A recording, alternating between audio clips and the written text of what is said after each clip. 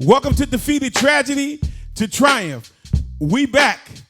I got the promoter extraordinaire, Bronx, stand up for my brother, and I'm going to say it again, my brother, Mr.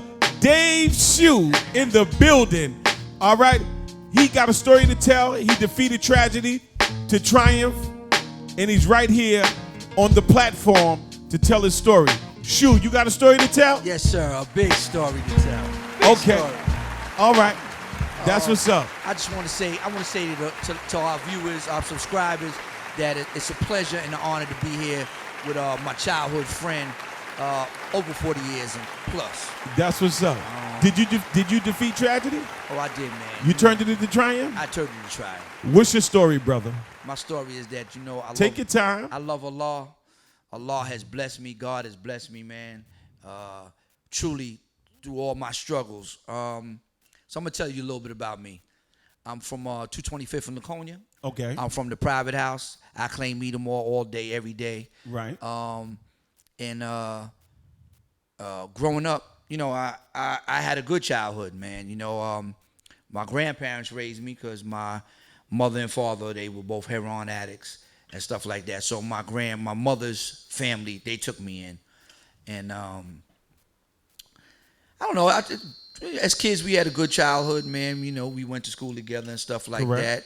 But I always had this need that something was missing. You know what I'm saying? I had the need that I would want to be down because I would hear my mother come home and she would talk about the stories with Nikki and stuff like that. Because who's Nikki? Who's Nikki, bro? Nikki Barnes. Okay. Nikki Barnes. That was a big drug dealer in the 70s and stuff like that. My mother had something to do with them. She just wasn't using, but she had something to do with them. So okay, she would, and I would hear the stories that when she would be talking. I wasn't supposed to be in their business, but I would hear her and her girlfriend talking about certain things they were doing. And then as you get older, man, you would see the guys in the neighborhood. Because my grandparents tried to shelter me because of what my mother and father was going through. Okay. So they probably didn't want me to get. Now that I'm an older man, I understand they didn't want me to get turned out to the street. Exposed to Right, that. right. Hands, turn me up a little bit. I can't hear myself. Just turn me up a little bit. I'm good? Okay. Thank you, brother. All right, go ahead. Continue, Dave. So, I had this need to want to be down. My mother would tell me, my grandmother would tell me, stay out of them projects. And what projects are we talking about? We're talking about Idlewild projects. Okay. That's all. That starts from 225th and Laconia all the way down to 229th and Laconia. Okay. I think at one time it was it's the second largest or the third largest housing project in New York City.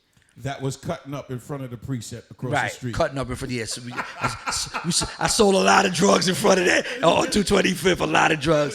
And if my man want to tell you, he'd tell you I'm the first person to take him over there and do some things when we were kids. Right.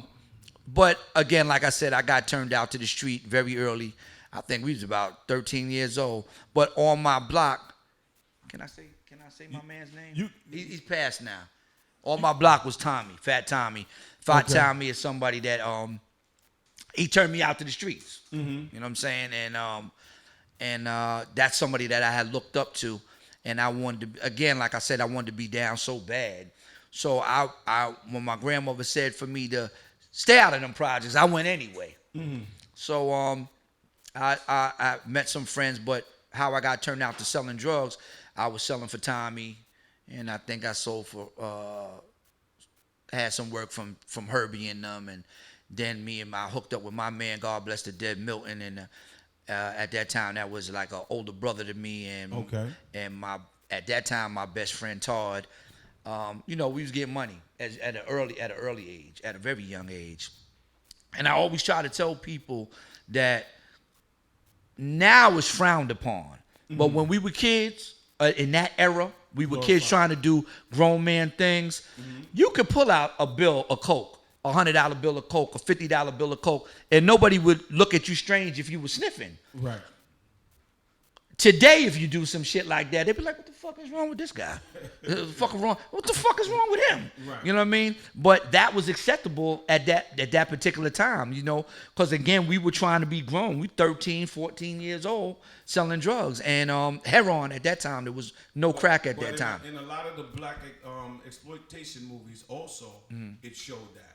It revealed that also. Yeah, right. But a lot of people, right, and things like that. Right, that was the end thing to do. And if you sniff coke, it made it see. At that time, you got to remember, coke in the early 70s. Well, for me, it would be the late 70s because I'm 54. That was like a nigga getting money type of thing. Right. You could a high. You know what I'm saying? That was a rich man's drug. That was a rich man's drug. It was acceptable, man. You know what I mean? And then, like I said, at that time, you know, we varied off. Even Smoking Angel does at that time. It wasn't frowned upon the way it is now. And as I look back at it as an older man, like, man, I was smoking embalming fluid. Right. Retarded, killing myself. But again, that need to want to be down. You know what I'm saying? And I recognize that now as an older man. You know, the things that I put myself through, nobody put me through them things, man. I put myself through that because, again, the need to be accepted. Okay. You know, private house boy, I want to hang out, I want to be down, and listening to the story that the stories that my mother would be talking to her girlfriend and stuff like that. So you would come out the private house and go into the projects for action. And for action, there was no action on my block. Or if I went down the block, the Fat Tommy house, he'd take me up to the corner, give me a package. You know, I was a touter. I'm holding. You know what I'm saying? Mm-hmm. Not my work. I want to be very clear on that. But I was working for somebody as a kid. You know. Right. So those are the things that led me to that. And you figure that went on from about 1979. For 79, we 13, 14. How old are we in 79? If we 54. 79? 79. What? No, because we 54. Okay. Not 79. Not 11 and 79. Don't worry about it. Don't get stuck on it. Let's right. Go. But because I remember coming out on the porch. I remember coming out off the porch, going down the block. Because literally on the porch, going down the block to hang out with Fat Tommy and the them. stoop. The stoop, right? The stoop. To go down the block to hang out with them and want to be part of that situation and stuff like that.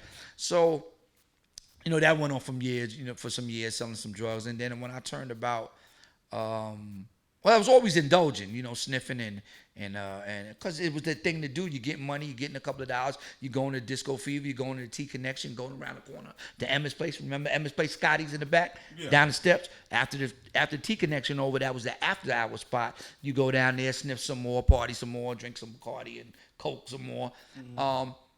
And I look back on that stuff now, man. I say, God damn, man. That's because you're older, you're wiser. Right. Okay. Right. So during this time, how was school? How was you going? It wasn't no school. Let me say this to you. I dropped out in the ninth grade. Mm-hmm. When I always had that personality, I needed to have more. That's called an addictive personality. Okay. Right? Like my friends, we'd smoke some Chiba together. That's weed for y'all that don't know. It was called Chiba at that time. We'd smoke some Chiba. They could go home. I didn't want to go home. I wanted to be out, you know what I'm saying? Always wanted to do more, you know, more things, man. I never. But you had the leadway because you had grandparents, right? I'm pretty sure they were older. Right, they were older. Okay, so they probably had a bed at a certain time. Right. Able to maneuver and dance circles around them. Oh, guess what? So I'd sneak out the window. My room was on the top. I climbed down the awning, climb down and go to the T Connection. Mm-hmm. I come back upstairs, climb up the thing, go back in the window. Like you ain't never left. Right, like I never left. My grandfather would be sitting on my bed. You have fun? Mm-hmm. Boop bop, boop bop, boop bop, bop. I get that ass whipping. Okay, you know, so pull nothing over on right. Okay. So, you know, like I said, man, I got turned out to the streets very early. But the flip side of that, man, is that I got on drugs very early, right? Crack came out in about the end of '85. I tried it one time, didn't like it because I used to smoke a lot of dust, a lot of angel dust, and I used to sniff a lot. Okay. So when my cousin introduced me to the free, well, that time was basing, right? I didn't like it. It wasn't nothing to me. But that next year, turned the fuck out. You know, so from about end of '85 going into '86 to '94, I was strung out. Okay. You know what I'm saying? And I always knew that my grandparents didn't raise me to be no bum. You know, I knew one day I would get on my feet, but you gotta want it. Okay. So, as bad as when you run out, oh God, I'll never do this shit again. You know, like an alcoholic, I'll never drink again. You know, no. The next day I get up. And mind you, I've always kept a job, even during that time of being addicted to them drugs and stuff like that. I've always kept a job and stuff like that, because at some point, once I got hooked on that drug, the street life was it for me. It was no more hustling. You know, I don't have no kingpin story. I ain't got none of that. All right, was getting money at an early age and got fucked up at an early age, and that was it.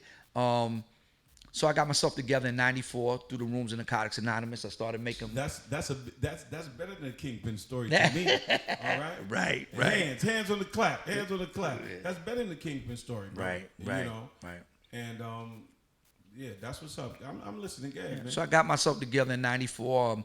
God led me to the rooms of Narcotics Anonymous, and that's what I do. I make meetings. That's a 12-step program. Okay. And how long you been doing that? I've been doing that 26 years now. This December will be 27 years I've been clean. Okay, I don't want to jump, but let's get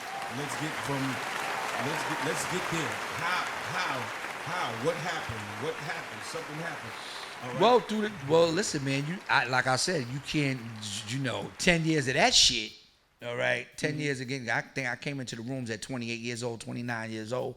I've been clean since I was a young man in my late 20s. So you never did any time. You never got locked up. Listen, well, you know. Things like that. Things happen, brother. I'm gonna say this. This is the platform, I touched the Brooklyn house, the Bronx house, and the boat. Yes, I've been in those places and stuff like that. But I will say this to you, is that jail is not meant for anybody, brother. That's not meant for an animal. I was telling Eric this story the other day. I got knocked off on 227th Street.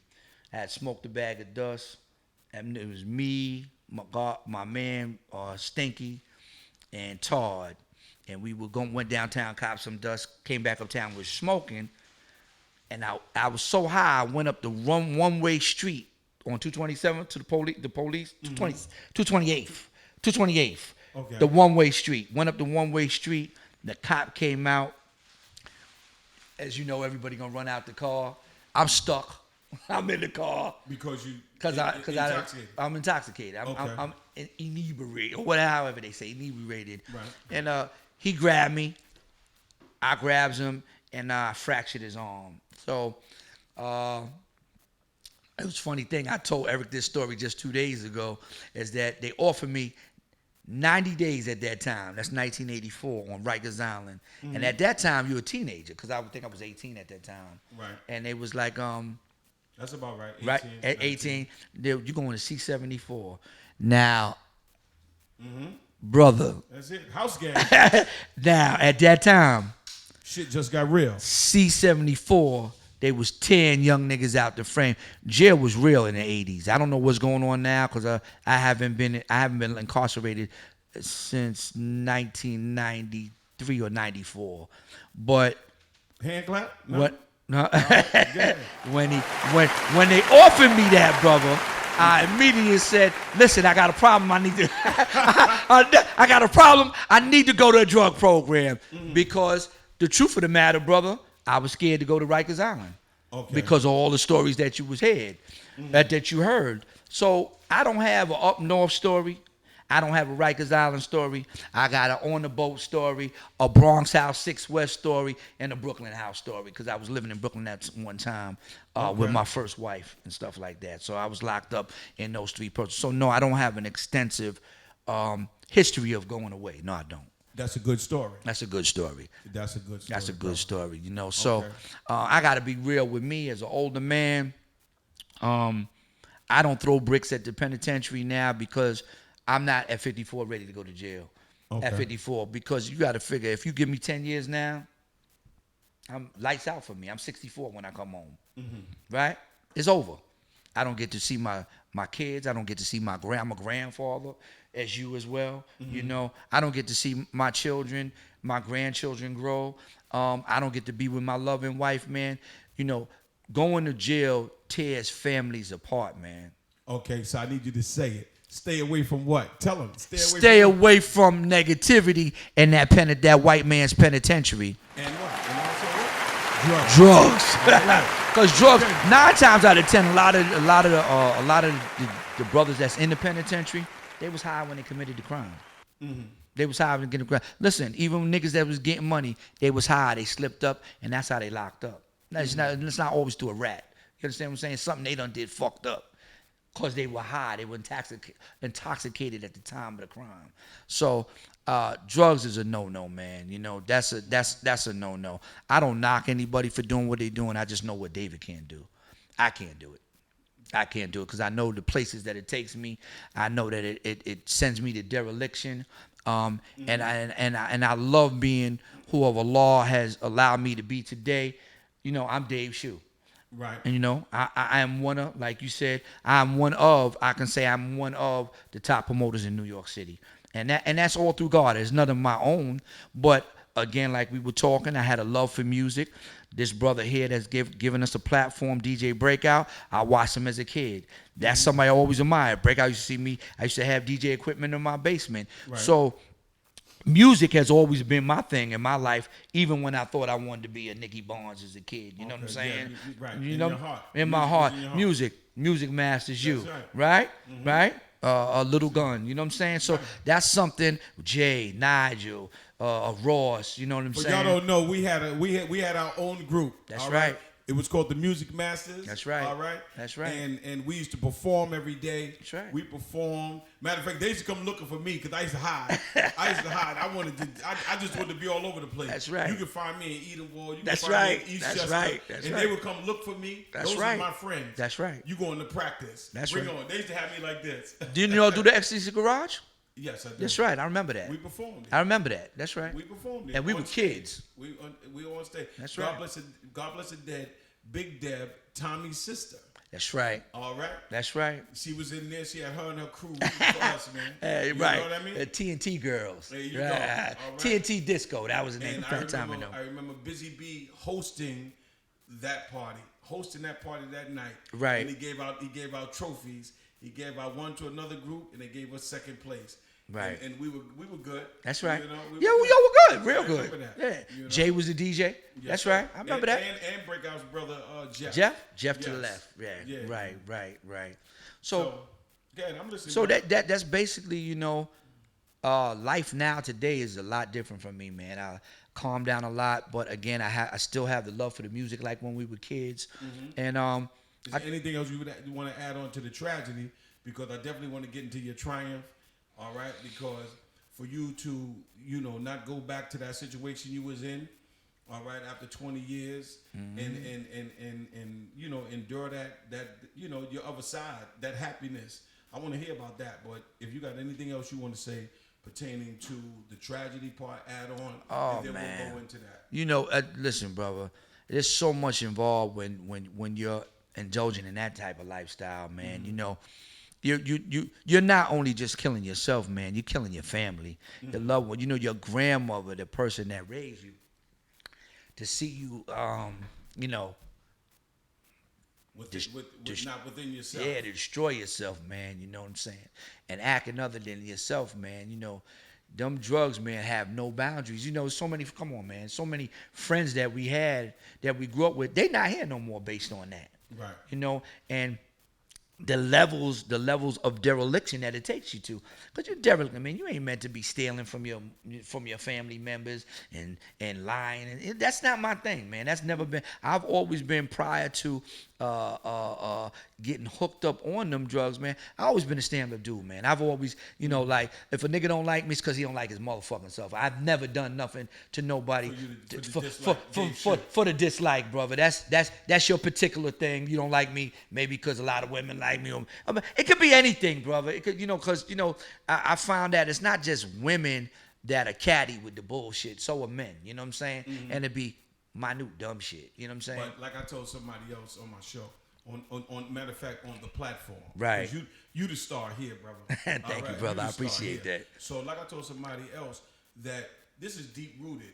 All right, so when you think it's about it's about a chick, it's about a broad, and then you go like, man, but I just don't know why. Right. It's deep rooted. All right. Right. So you know, but we'll get into that another time. Right. But it's deep rooted. Right. I want to say I love you, brother. I mean it. Yeah, I mean, man, long time.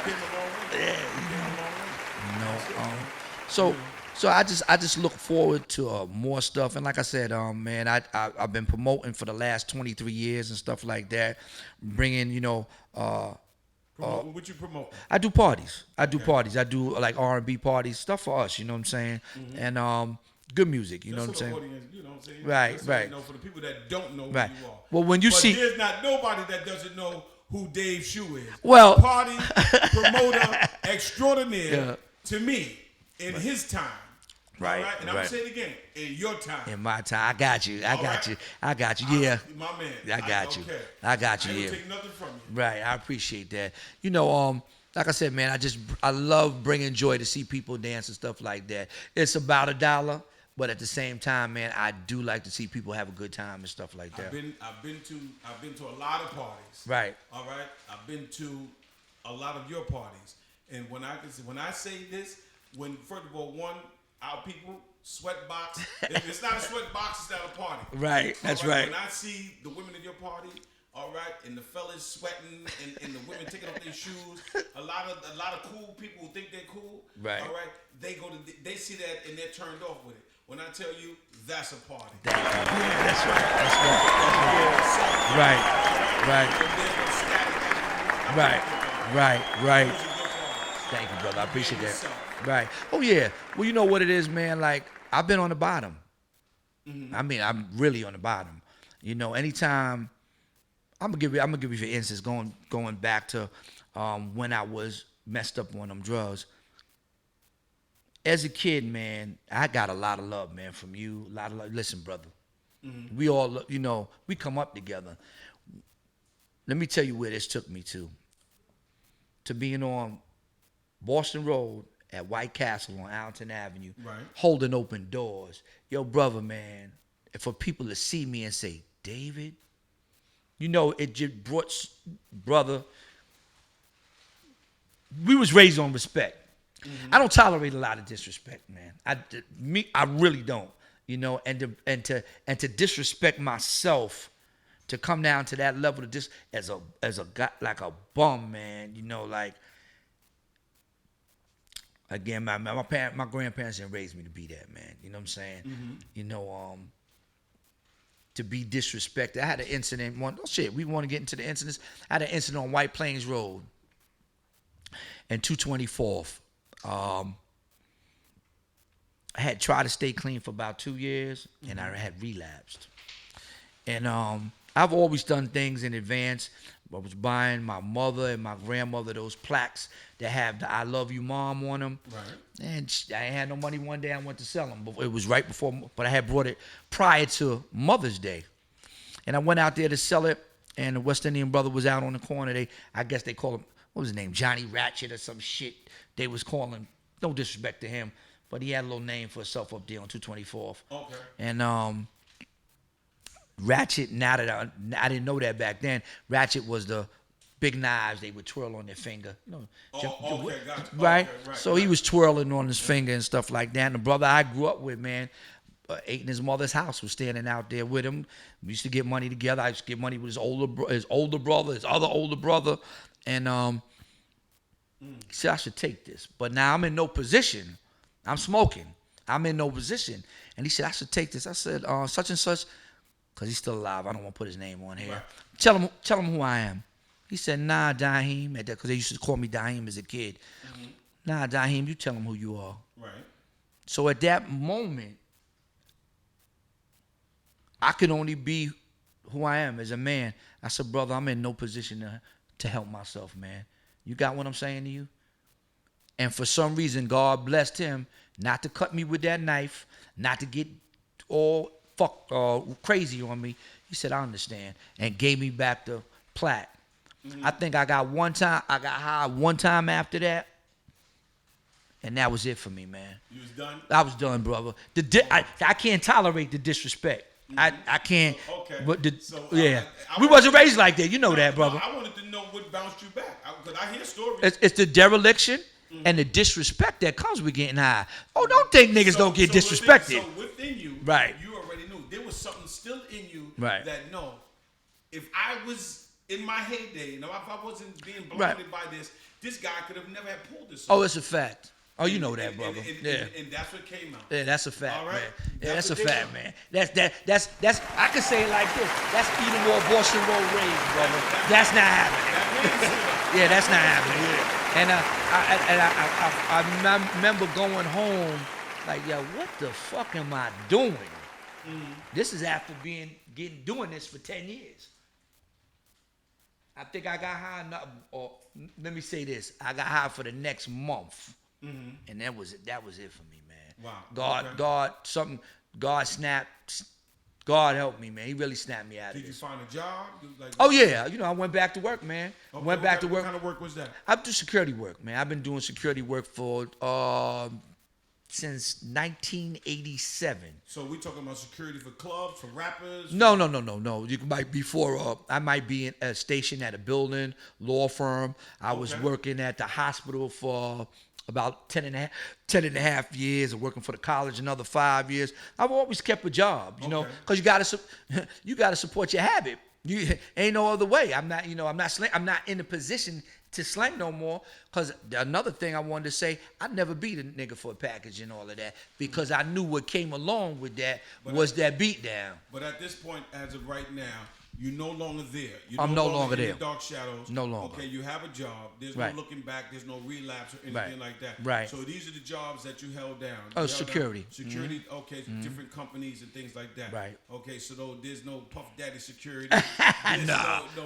Okay, things like that. No. I am the Puff Daddy. Okay, my man. I am the Puff Daddy. And that's what brought you back. That's what brought me back. Come on, let's expound a little bit more. I like that. We getting there. Right. Well, you know what? Like I said, I've always loved to play music and stuff like that. Cause like Hands, man, I used to play Breakout. Tell you, I used to play music in my basement. You know that.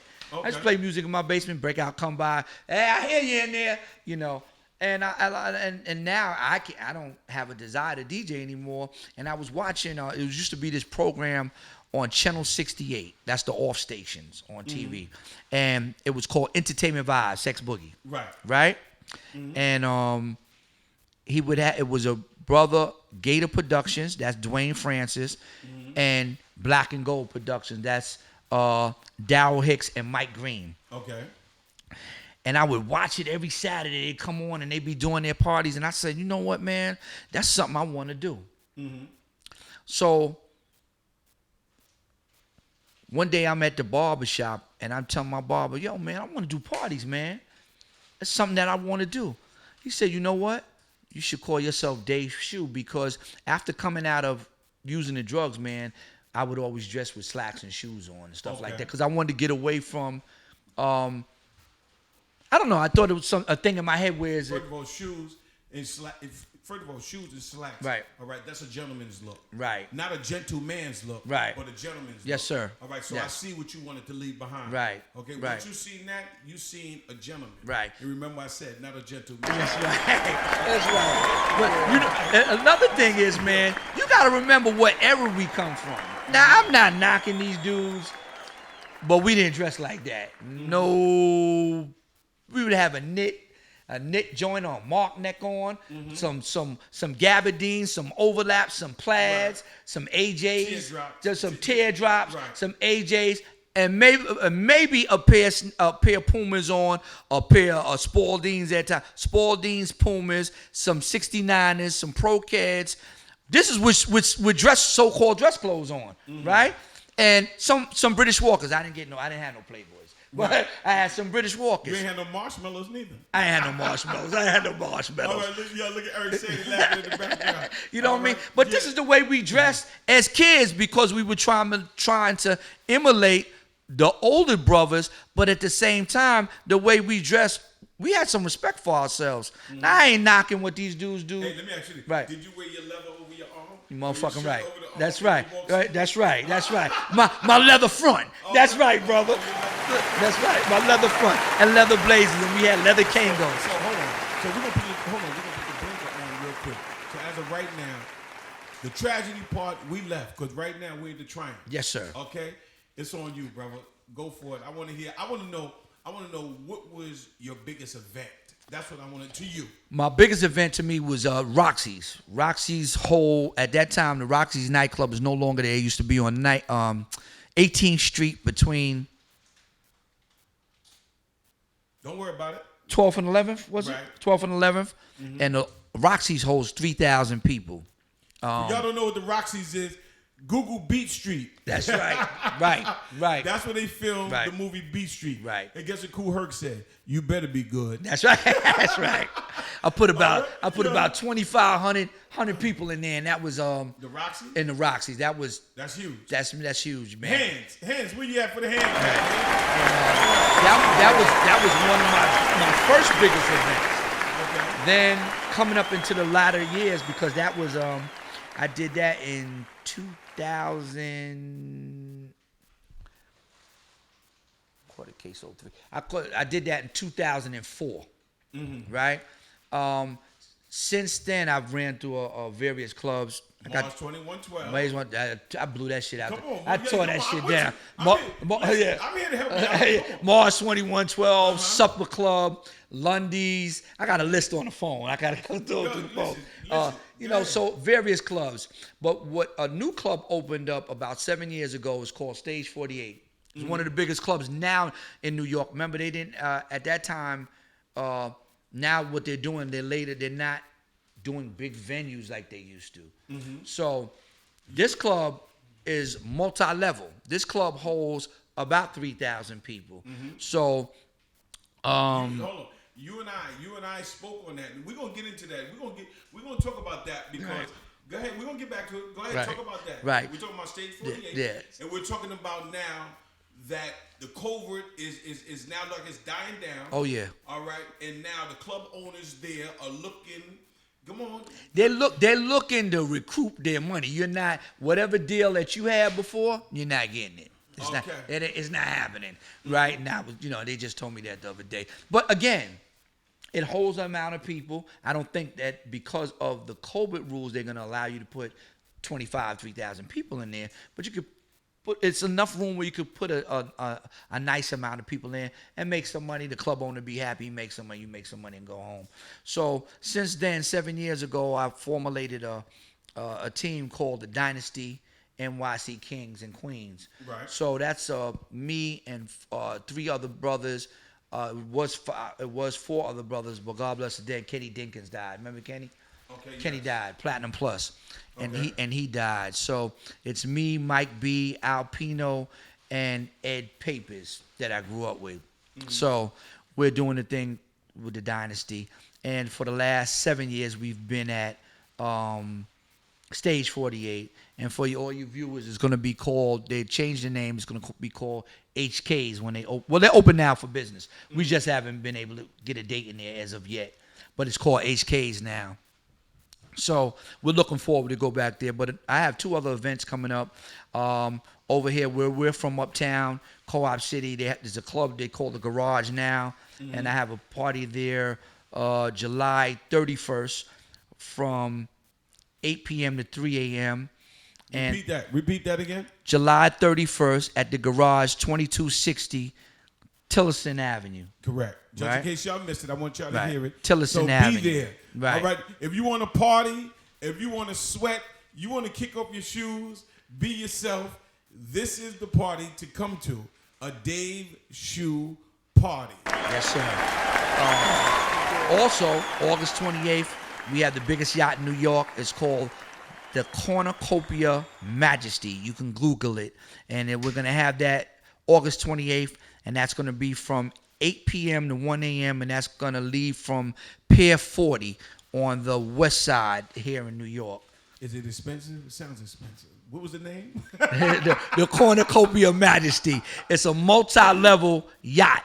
Now, I'm not knocking anybody, but this is a yacht. This is a real yacht. Right. So we have, you could put 3, it's damn near as big as the Roxy's, but due to Coast Guard rules, he's only allowing you to have 1,000 people on the boat. Okay, so good. You got some breathing room. Shoot. Got some breathing room. All right, they still gonna sweat in that party. Oh yeah. So we got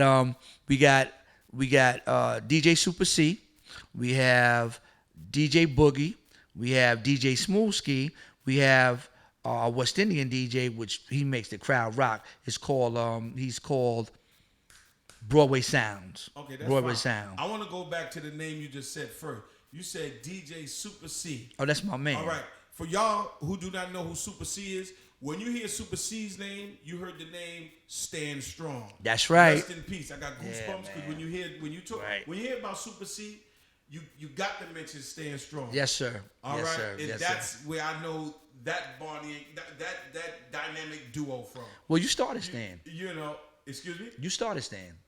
Oh, I know that, brother. I know that. Okay, Stan was my guy. Man. Yeah. And to lose him, I had him at Lounge 42. We was doing the Wendy Williams thing up there at Lounge 42. I remember that.